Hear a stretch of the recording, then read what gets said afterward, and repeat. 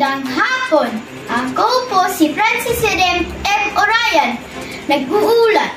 Malakas na lindol tumama sa Central Myanmar. Yanig umabot sa Thailand. Tumama ang napalakas na lindol sa Central Myanmar nitong Biyernes.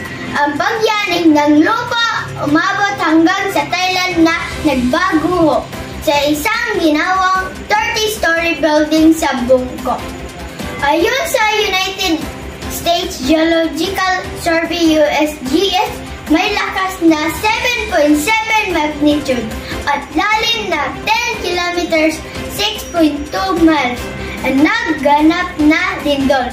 Ang sentro na lindol ay nasa 17.2 kilometers mula sa lungsod ng Mandalay, Myanmar na may populasyon na 1.5 million. We have started the search and going around Yangon to check for casualties and damage. So far, we have information yet. Ayon sa Myanmar Fire Service Department na kuha ng Reuters. Sa social media reports mula sa Mandalay makikita ang mga gumuhong gusali pero hindi ito gaagad mabiripika ng Reuters. Nag-uulat. Salamat.